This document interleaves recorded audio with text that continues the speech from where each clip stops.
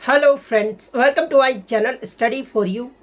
सो guys, जैसा कि आज जो आपका दिल्ली पुलिस का 16 नवंबर के फर्स्ट शिफ्ट का एग्ज़ाम हो गया दोस्तों, जिसका जो है मैं आपको बिल्कुल 100% एक्यूरेट आंसर के साथ जो है इस वीडियो में बताऊंगा। तो देख लेते हैं कि किस प्रकार के जो है आज आपके 16 नवंबर के फर्स्ट शिफ्ट के एग्ज़ाम में जो है प्रश्न पूछे गए हैं। उससे पहले एक बात और दोस्तों, कि जिन्होंने भी अगर चैनल को सब्सक्राइब नहीं किया है तो दिल्ली पुलिस एग्जाम से रिलेटेड पल पल की अपडेट के लिए जो है चैनल को सब्सक्राइब जरूर कर दीजिएगा। और बगल में ही आपको एक बेल आइकन यानी घंटे का निशान भी दिख रहा होगा, तो आप उसे भी जो है जरूर प्रेस कर दीजिएगा। तो चलिए वीडियो को स्टार्ट करते हैं। तो आपका पहला क्वेश्चन आया था कि हुमायूं का मकबरा ये जो है कहाँ पर है। तो देखिए, हुमायूं का जो मकबरा है ना, ये आपका दिल्ली में स्थित है। तो दिल्ली आपका यहाँ पे करेक्ट आंसर होगा। इसके अलावा प्रमुख मुगलों के मकबरे के बारे में जान लेते हैं, जहां से एग्जाम में प्रश्न पूछे जाते हैं। जैसे कि शाहजहां का मकबरा ये जो है कहाँ पर है। तो देखिए, शाहजहां का जो मकबरा है ना, ये आपका आगरा में स्थित है। इसके अलावा बाबर का जो मकबरा है ये आपका काबुल में स्थित है। इसके अलावा अगर अकबर के मकबरे की बात कर ले तो ये जो आपका सिकंदरा में स्थित है, जो कि आपका आगरा के पास स्थित है। हुमायूं का मकबरा ये जो आपका दिल्ली में स्थित है। इसके अलावा औरंगजेब का मकबरा ये जो आपका दौलताबाद में स्थित है। जहांगीर का जो मकबरा है ये आपका पाकिस्तान लाहौर में स्थित है। बहादुर शाह जफर का जो मकबरा है ये आपका रंगून में स्थित है। इसके अलावा शेर शाह सूरी का जो मकबरा है ना, ये आपके बिहार के सासाराम में स्थित है। तो ये सारे फैक्ट जो आपको ध्यान में रखना है। नेक्स्ट क्वेश्चन आपका यहाँ पर था कि बिरसा मुंडा अंतर्राष्ट्रीय हॉकी स्टेडियम ये जो है कहाँ पर है। तो देखिए, बिरसा मुंडा अंतर्राष्ट्रीय हॉकी स्टेडियम की बात कर ले तो ये जो आपका राउरकेला ओडिशा में स्थित है। तो उड़ीसा आपका यहाँ पे करेक्ट आंसर होगा। इसके अलावा मैं आपको बता दूं कि बिरसा मुंडा अंतर्राष्ट्रीय हॉकी स्टेडियम को जो है 29 जनवरी 2023 को गिनीज वर्ल्ड रिकॉर्ड्स के द्वारा जो है विश्व का सबसे बड़ा हॉकी स्टेडियम के रूप में मान्यता भी जो है वो दिया गया है। यानी अगर एग्जाम में पूछा जाए कि विश्व का सबसे बड़ा हॉकी स्टेडियम कौन सा है, तो ये आपका बिरसा मुंडा अंतर्राष्ट्रीय हॉकी स्टेडियम है। और यहाँ पर जो दर्शक बैठने की जो क्षमता है ना, वो आपका 20,011 स्थायी सीट है। तो ये फैक्ट भी आपको ध्यान में रखना है। नेक्स्ट क्वेश्चन आपका यहाँ पर आता है कि एक कबड्डी मैच आयोजित करने के लिए कितने अधिकारियों यानी ऑफिशियल को जो है नामित किया जाता है। तो देखिए, एक कबड्डी मैच जो आयोजित किया जाता है ना, उसमें टोटल अधिकारियों को जो है ये आपके टोटल 6 अधिकारियों को जो है वो नामित किया जाता है, जिसमें आपके 2 अंपायर, एक स्कोरर, 2 आपके सहायक स्कोरर और एक जो होते हैं वो आपके रेफरी होते हैं। तो 6 जो आपका यहाँ पे करेक्ट आंसर होगा। इसके अलावा बात कर ले कबड्डी के खेल में कितने खिलाड़ी जो वो कोर्ट पर होते हैं। तो देखिए, कबड्डी के खेल में टोटल 7 खिलाड़ी जो होते हैं वो आपके कोर्ट पर होते हैं। तो ये फैक्ट भी आपको ध्यान में रखना है। नेक्स्ट क्वेश्चन आपका यहाँ पर आता है कि 3000 मीटर स्टीपल चेज दौड़ के दौरान कितनी बार हाई जंप जो है वो आपका आता है। यानी जब आप देखोगे कि जब धावक दौड़ते हैं ना, तो आपका जो एक हडल जो है वो आपका बीच में जो है वो लगा दिया जाता है। और इसमें इसी को जो है आपके कितने बार हाई जंप जो वो करना होता है 300 मीटर स्टीपल चेज दौड़ के दौरान। तो देखिए, मैं आपको बता दूं कि 3000 मीटर स्टीपल चेज दौड़ के दौरान जो है 28 सामान्य बाधाओं को जो है वो धावकों को जो है वो कूदना होता है। और 7 जो होता है वो आपका जल छलांगों को जो है वो पार करना होता है।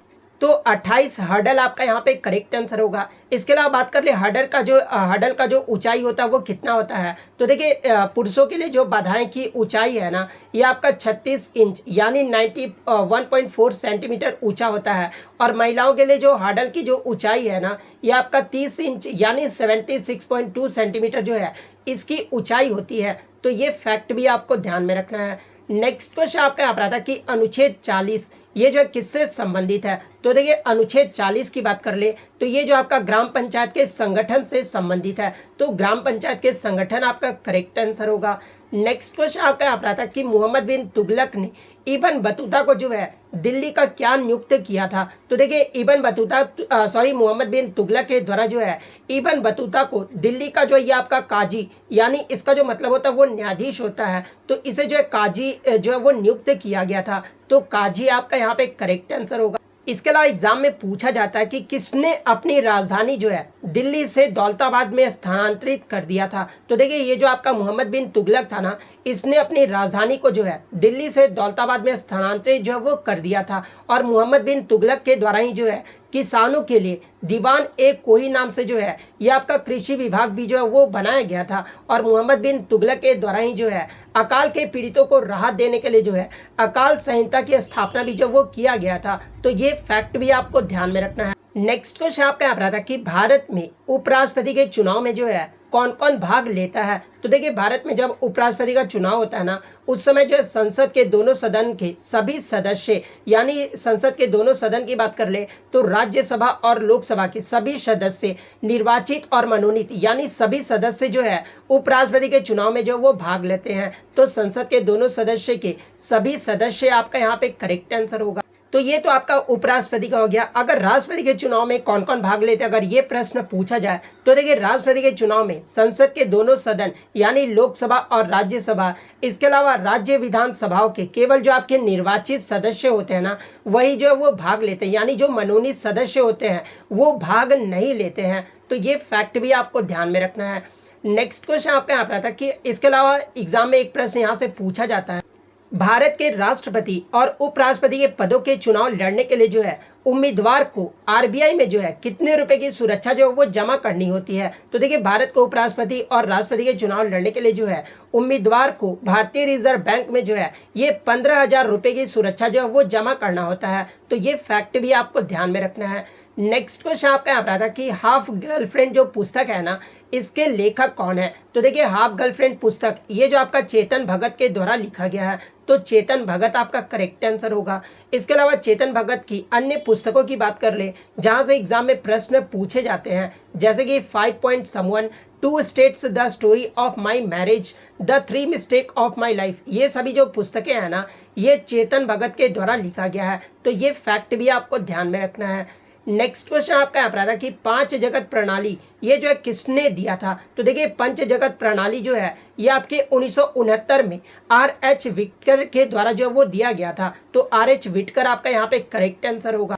अब बात कर लेते हैं पांच जगत प्रणाली ये जो है कौन कौन सा है। तो पहला आपका मोनेरा, सेकंड आपका प्रोटिस्टा, थर्ड आपका फंजाई, फोर्थ आपका प्लांटी और फिफ्थ आपका एनिमेलिया। ये जो आपका पांच जगत प्रणाली है जो कि 1969 में जो है R.H. विटकर के द्वारा जो वो दिया गया था। इसके अलावा बात कर ले जीवों के वैज्ञानिक नामकरण की पद्धति यानी द्विपद नामक जो पद्धति, इनके जनक के रूप में जो ये किसे जाना जाता है।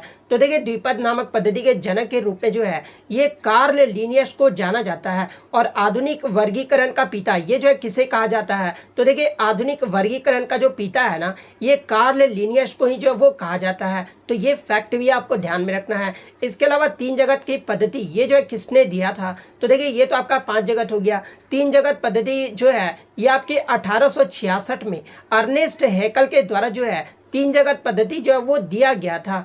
इसके अलावा एग्जाम में यहाँ से प्रश्न पूछा जाता है कि जीव जगत के दो समूह यानी वनस्पति और जीव जगत में ये जो दो समूहों में जो है सबसे पहले किसने बांटा था। तो देखिए, जीव जगत को दो समूहों में सबसे पहले जो है ये अरस्तु के द्वारा जो वो बांटा गया था। तो ये फैक्ट भी आपको ध्यान में रखना है। नेक्स्ट क्वेश्चन आपका यहाँ पर आता है कि ओपन एंड ऑटोबायोग्राफी ये जो है किसकी आत्मकथा है। तो देखिए, ओपन एंड ऑटोबायोग्राफी जो है ये आपके टेनिस खिलाड़ी आंद्रे अगासी का जो ये आत्मकथा है। तो आंद्रे अगासी आपका यहाँ पे करेक्ट आंसर होगा। नेक्स्ट क्वेश्चन आपका यहाँ पर आता है कि फुगड़ी लोक नृत्य किस उत्सव के दौरान जो वो किया जाता है। तो देखिए, ये जो आपका फुगड़ी है ये आपका गोवा और महाराष्ट्र राज्य का लोक नृत्य है। और ये जो आपके कोंकण समुदाय के द्वारा गणेश चतुर्दशी त्योहार के दौरान जो है इस नृत्य को जो वो किया जाता है। तो गणेश चतुर्दशी आपका करेक्ट आंसर होगा। नेक्स्ट क्वेश्चन आपका यहाँ पर आता है कि नाबार्ड से संबंधित गलत कथन जो वो बताना था।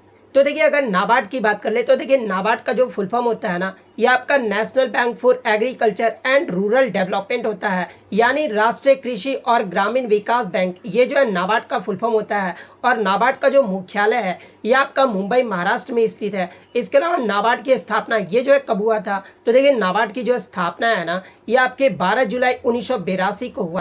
इसके अलावा बात कर ले नाबार्ड की स्थापना जो है ये किस समिति के सिफारिश पर और किस अधिनियम के द्वारा जो है नाबार्ड की स्थापना किया गया था। तो देखिए, नाबार्ड की जो स्थापना है ना, ये आपके शिवरामन समिति के सिफारिश के आधार पर और नाबार्ड अधिनियम 1981 को लागू करने के लिए जो है संसद में एक अधिनियम के द्वारा जो है 12 जुलाई 1982 को जो नाबार्ड की स्थापना जो वो किया गया था। इसके अलावा बात कर ले नाबार्ड जो है ये किस मंत्रालय के अधिकार क्षेत्र के अंतर्गत आता है। तो देखिए ये जो आपका नाबार्ड है ना, ये आपके भारत सरकार के वित्त मंत्रालय के अधिकार क्षेत्र के अंतर्गत आता है। और वर्तमान में नाबार्ड के अध्यक्ष कौन है, तो देखिए वर्तमान में जो आपके 7 दिसंबर 2022 से श्री साजी केबी जो है ये वर्तमान में अध्यक्ष हैं। तो ये फैक्ट भी आपको ध्यान में रखना है। इसके अलावा नाबार्ड के प्रमुख कार्य कौन कौन से हैं, तो देखिए संवर्धन और विकास, पुनर्वित्त पोषण, वित्त पोषण, आयोजना और अनुपरिवर्तन तथा पर्यवेक्षण, ये सभी जो आपके नाबार्ड के प्रमुख कार्य हैं। तो ये फैक्ट भी आप ध्यान में रखिएगा।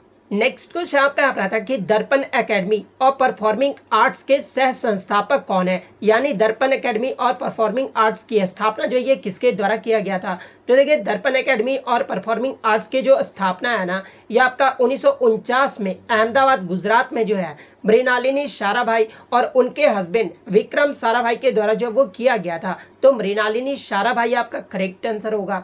इसके अलावा बात कर ले मृणालिनी साराभाई को 1992 में जो है पद्म भूषण और 1965 में जो है इन्हें पद्मश्री अवार्ड से भी जो वो सम्मानित किया गया था। तो ये पॉइंट भी आपको ध्यान में रखना है। नेक्स्ट क्वेश्चन आपका यहाँ पर आता है कि गैट यानी टैरिफ और व्यापार पर सामान्य समझौता जो है ये कब लागू हुआ था। तो देखिए मैं आपको बता दूं कि ये जो आपका गैट है ना, ये एक आपका कानूनी समझौता है जिसका जो उद्देश्य है ना वो टैरिफ या कोटा जैसी व्यापार बाधाओं को कम या फिर समाप्त करके जो है अंतर्राष्ट्रीय व्यापार को बढ़ावा देना है। और गैट को जो है ये आपका 1 जनवरी 1948 को जो वो लागू किया गया था। तो 1 जनवरी 1948 आपका करेक्ट आंसर होगा। इसके अलावा मैं आपको बता दूं कि गैट पर हस्ताक्षर जो ये कब किया गया था। तो देखिए गैट पर जो हस्ताक्षर है ना, ये आपके 30 अक्टूबर 1947 को जो है जिनेवा स्विट्जरलैंड में जो है हस्ताक्षर जो वो किया गया था। तो ये फैक्ट भी आपको ध्यान में रखना है।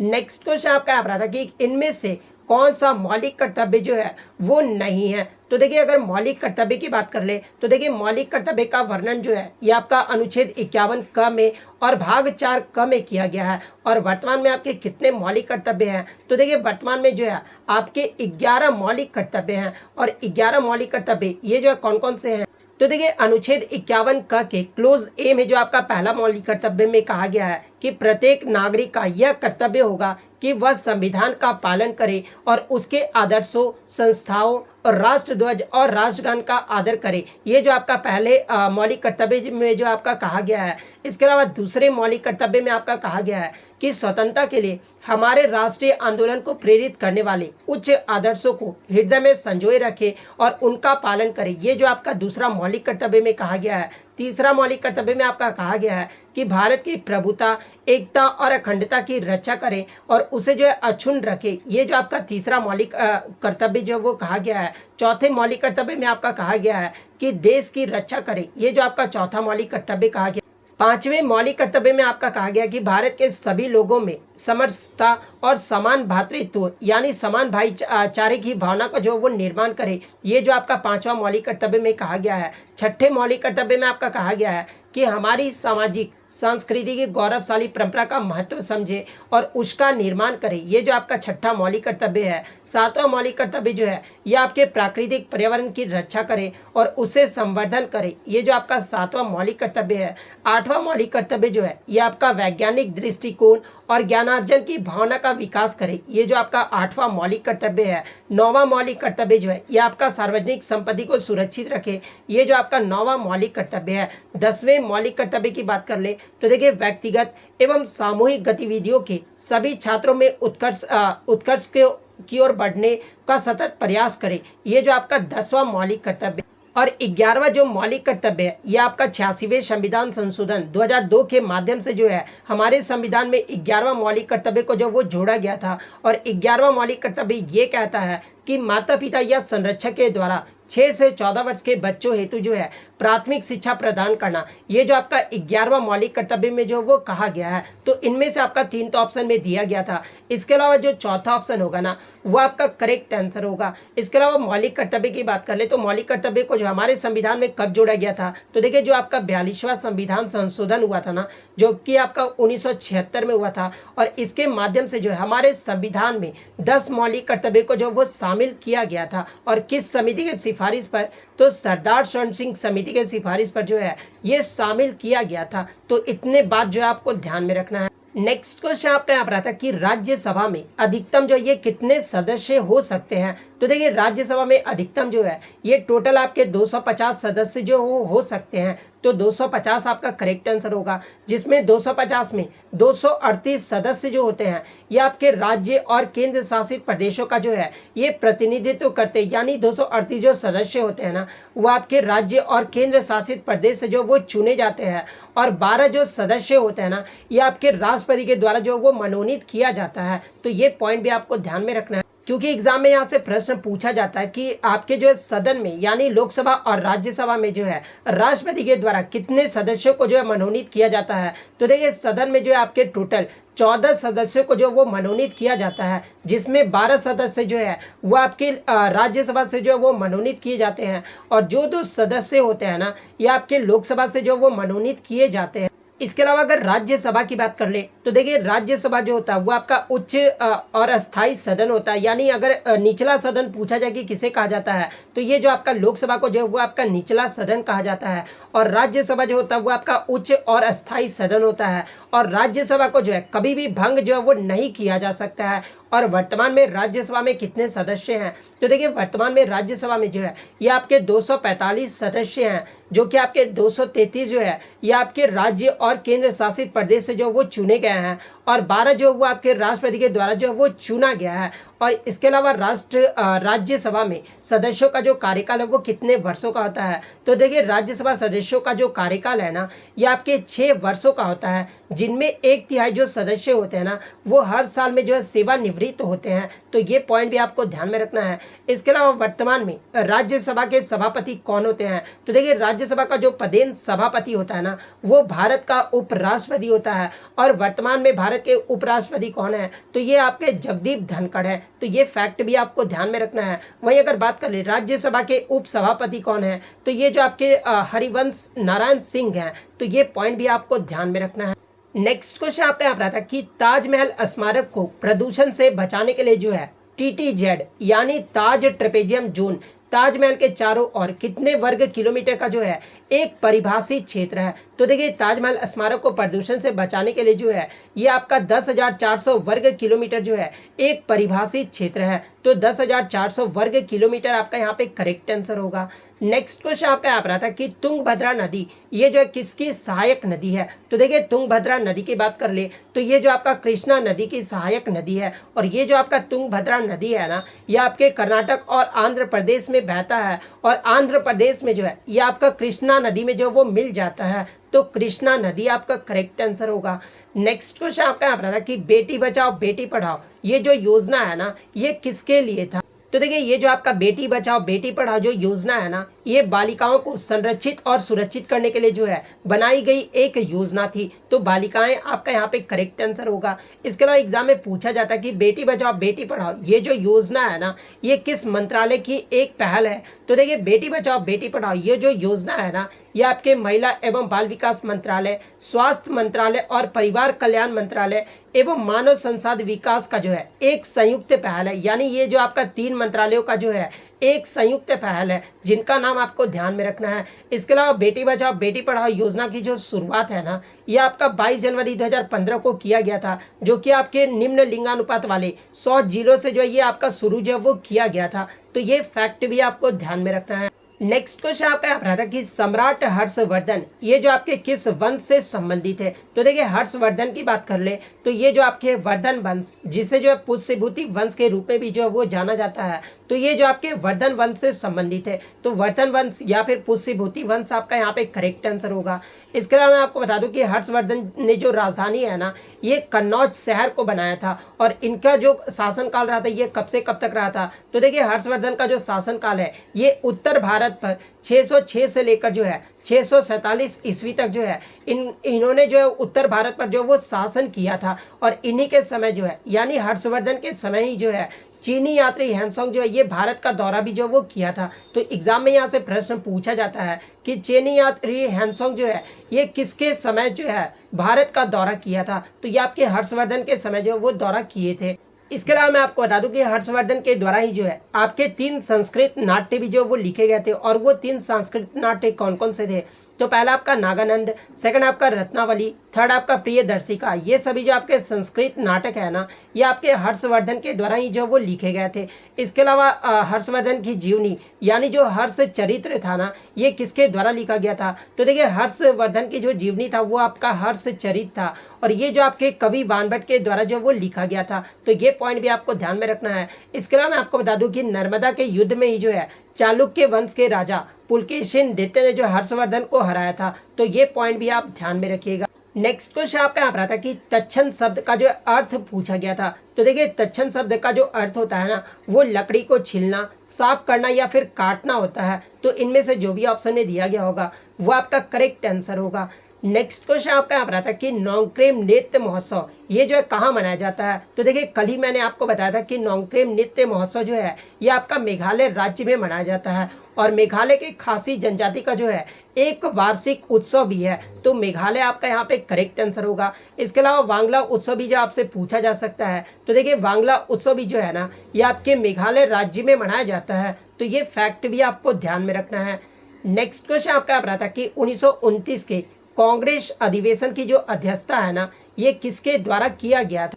तो देखिए 1929 के कांग्रेस अधिवेशन जो हुआ था ये आपका लाहौर में हुआ था, और इसी अधिवेशन में जो है सबसे पहले पूर्ण स्वराज की जो मांग है वो किया गया था, और इसकी जो अध्यक्षता है ना, ये आपके पंडित जवाहरलाल नेहरू के द्वारा जो है वो किया गया था। तो पंडित जवाहरलाल नेहरू आपका यहाँ पे करेक्ट आंसर होगा। इसके अलावा अगर कांग्रेस की बात कर ले तो देखिए कांग्रेस की जो स्थापना है ना, ये आपके 28 दिसंबर 1885 को भारतीय राष्ट्रीय कांग्रेस की स्थापना जो वो किया गया था। और कहाँ पर? तो ये आपके बॉम्बे के गोकुलदास तेजपाल संस्कृत महाविद्यालय में जो है इसकी स्थापना जो है वो किया गया था।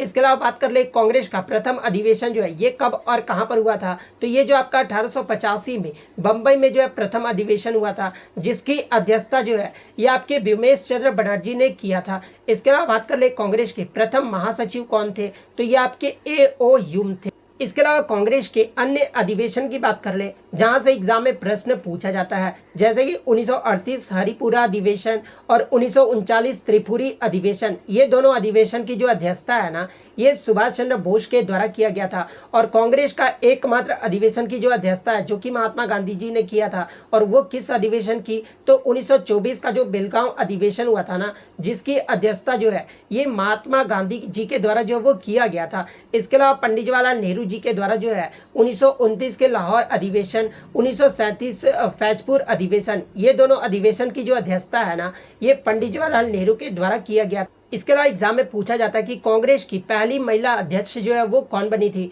तो देखिए कांग्रेस की जो पहली महिला अध्यक्ष है ना, ये आपका एनी बेसेंट बनी थी, जो कि आपका 1917 में बनी थी। यानी 1917 का जो कलकत्ता अधिवेशन हुआ था ना, इसकी अध्यक्षता जो वो आपका एनी बेसेंट के द्वारा किया गया था। इसके अलावा अगर दादा भाई नौरोजी की बात कर ले तो देखिए 1886 का यानी दूसरा अधिवेशन, 1906 का कलकत्ता अधिवेशन, 1893 का लाहौर अधिवेशन, ये तीनों अधिवेशन की जो अध्यक्षता है ना, ये आपके दादा भाई नौरोजी जी के द्वारा जो है वो किया गया था। इसके अलावा बात कर ले कांग्रेस के प्रथम महिला अध्यक्ष, ये जो आपका एनी बेसेंट रही थी। और भारतीय राष्ट्रीय कांग्रेस की पहली भारतीय महिला अध्यक्ष अगर पूछा जाए तो देखिए पहली भारतीय महिला अध्यक्ष जो है ये सरोजनी नायडू बनी थी। और किस अधिवेशन की अध्यक्षता की थी? तो ये आपका 1925 के कानपुर अधिवेशन की अध्यक्षता जो वो की थी। तो ये सारे फैक्ट जो आपको ध्यान में रखना है। नेक्स्ट क्वेश्चन आपका यहाँ पर आता है कि who discovered the gravity first, यानी गुरुत्वाकर्षण की जो खोज है ना, ये सबसे पहले किसके द्वारा किया गया था? तो देखिए 1665 से 1666 ईस्वी में जो है ये सर आइजैक न्यूटन के द्वारा जो है गुरुत्वाकर्षण की खोज जो वो किया गया था। तो सर आइजैक न्यूटन आपका करेक्ट आंसर होगा। नेक्स्ट क्वेश्चन आपका यहाँ पर आता है कि आपका जो है राज्य लोगों के कल्याण को बढ़ावा देने के लिए एक सामाजिक व्यवस्था सुनिश्चित करेगा, ये जो आपका किस नीति निर्देशक सिद्धांत के अनुच्छेद में जो है कहा गया है? तो देखिए राज्य लोगों के कल्याण को बढ़ावा देने के लिए एक सामाजिक व्यवस्था सुनिश्चित करेगा, ये जो आपका अनुच्छेद 38 में जो वो कहा गया है। तो अनुच्छेद 38 आपका यहाँ पे करेक्ट आंसर होगा। इसके अलावा राज्य नीति निर्देशक सिद्धांत की बात कर ले तो देखिए डीपीएसपी का जो वर्णन है ना, ये आपके अनुच्छेद 36 से 51 तक किया गया। यहाँ पर 51 कर लीजिएगा। अनुच्छेद 36 से 51 तक जो है डीपीएसपी का वर्णन जो वो किया गया है, जिसमें अनुच्छेद 36 और 37 में जो है ये आपका तो डीपीएसपी का जो परिभाषा भाषा है वो दिया गया है। 38 में जो है ये आपका दिया गया है। 39 की अगर बात कर ले तो देखिए राज्य द्वारा पालन किए जाने वाले नीति के कुछ सिद्धांत जो है ये आपके अनुच्छेद 39 में कहा गया। इसके अलावा 39A के बारे में पूछा जाता है तो देखिए समान न्याय और निःशुल्क कानूनी सहायता, ये जो आपका अनुच्छेद 39A में कहा गया है। ग्राम पंचायतों का संगठन, ये जो आपका अनुच्छेद 40 में कहा गया है। कुछ मामलों में काम, शिक्षा और सार्वजनिक सहायता का अधिकार, ये जो आपका अनुच्छेद 41 में है। काम की उचित और मानवीय स्थिति की और मातृत्व राहत के लिए प्रावधान, ये जो आपका अनुच्छेद 42 में है। श्रमिकों के लिए जीवन निर्वाह मजदूरी, ये सभी जो आपके अनुच्छेद 43 में है। अनुच्छेद 43A की बात कर ले तो देखिए उद्योगों के प्रबंधन में श्रमिकों की भागीदारी, ये जो आपका अनुच्छेद 43A में कहा गया है। तो ये सारे फैक्ट जो है आपको ध्यान में रखना है। नेक्स्ट क्वेश्चन आपका यहाँ पर था कि गंभीरा नृत्य ये जो आपका किस राज्य से संबंधित है। तो देखिए गंभीरा हो गया, थाली और जात्रा, ये सभी जो नृत्य है ना ये आपके पश्चिम बंगाल के जो है प्रसिद्ध नृत्य हैं। तो पश्चिम बंगाल आपका यहाँ पे करेक्ट आंसर होगा। इसके अलावा पश्चिम बंगाल के अन्य लोक नृत्य की बात कर ले तो देखिए बाउल, पुरुलिया छऊ, इसके अलावा ब्रीता dance, Gambhira dance, Tusu dance, Santhali dance, Mundari dance, Durga Puja धक, ये सभी जो नृत्य है ना ये आपके पश्चिम बंगाल के अन्य नृत्य हैं। नेक्स्ट क्वेश्चन आपका यहाँ था कि जनगणना 2011 के अकॉर्डिंग सबसे ज्यादा अनुसूचित जनजाति यानी एसटी जो है ये किस राज्य में निवास करती है। तो देखिए 2011 की जनगणना के अनुसार एसटी जो है ये आपका संख्या की अगर मैं बात कर लूँ तो संख्या के आधार पर एसटी का जो सबसे ज्यादा जनसंख्या है ना ये तो आपका मध्य प्रदेश राज्य में है। लेकिन यहाँ पर जो आपके प्रतिशत से पूछा गया था तो देखिए सबसे ज्यादा जो प्रतिशत एसटी जनसंख्या का जो सबसे ज्यादा प्रतिशत है ना ये आपके मिजोरम राज्य में है जो कि 94.4% है। तो मिजोरम आपका यहाँ पे करेक्ट आंसर हो। वहीं अगर ओवरऑल की बात कर ले यानी सबसे ज्यादा जो है किस राज्य या फिर केंद्र शासित प्रदेश में जो है एसटी की जनसंख्या है तो परसेंटेज में आपका 94.8% जो है ये आपका लक्षद्वीप में है। तो ये फैक्ट भी आपको ध्यान में रखना है।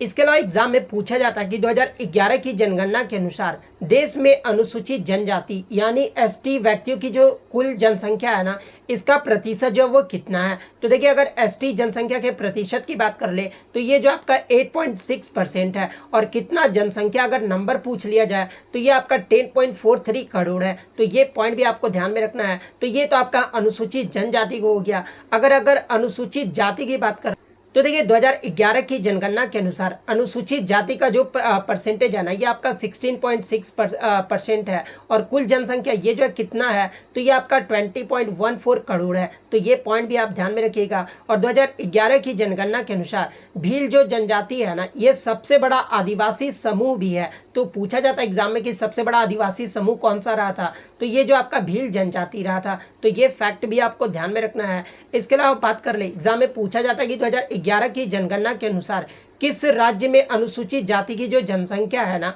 वो शून्य रहा था। तो देखिए अनुसूचित जाति की जो जनसंख्या है ये आपका नागालैंड राज्य में जो वो शून्य रहा था। उसके बाद जो आपका अरुणाचल प्रदेश का जो वो नंबर आता है। तो ये पॉइंट भी आप ध्यान में रखिएगा। और सबसे अधिक आपके अनुसूचित जाति ये जो है किस राज्य में है। तो देखिए नंबर के अकॉर्डिंग जो सबसे ज्यादा एससी यानी अनुसूचित जाति है ना ये आपके उत्तर प्रदेश राज्य में है। उसके बाद आपका पश्चिम बंगाल में है। लेकिन वही अगर अनुसूचित जाति की आबादी प्रतिशत में अगर एग्जाम में पूछा जाए तो देखिए प्रतिशत के आधार पर सबसे ज्यादा जो आबादी है ना ये आपके पंजाब राज्य में है। तो ये पॉइंट भी आपको ध्यान में रखना है। नेक्स्ट क्वेश्चन आपका यहाँ था कि प्रधानमंत्री किस राष्ट्रीय पर्व पर जो है दिल्ली में ध्वजारोहण जो वो करते हैं। तो देखिए हमारे देश में 15 अगस्त को जो आपका स्वतंत्रता दिवस मनाया जाता है ना इसमें जो है प्रधानमंत्री जो है दिल्ली में लाल किले से जो है ये हर वर्ष जो है वो दिल्ली में ध्वजारोहण जो वो करते हैं। तो स्वतंत्रता दिवस आपका यहाँ पे करेक्ट आंसर होगा। इसके अलावा बात कर ले देश का प्रथम नागरिक जो है वो कौन होता है। तो देखिए देश का जो प्रथम नागरिक होता है ना ये आपके भारत के राष्ट्रपति होते हैं। और राष्ट्रीय ध्वज जो है ये आपके गणतंत्रता दिवस पर जो है ये राष्ट्रीय ध्वज वो कौन फहराते हैं। तो देखिए ये तो आपका स्वतंत्रता दिवस हो गया। अगर गणतंत्र दिवस की बात कर ले तो इसमें जो राष्ट्रीय ध्वज है ना ये आपके भारत के राष्ट्रपति फहराते हैं। तो ये फैक्ट भी आपको ध्यान में रखना है। इसके अलावा मुख्य अतिथि के तौर पे जो एग्जाम में पूछा जाता है कि गणतंत्र दिवस परेड पर मुख्य अतिथि जो है वो कौन रहे थे।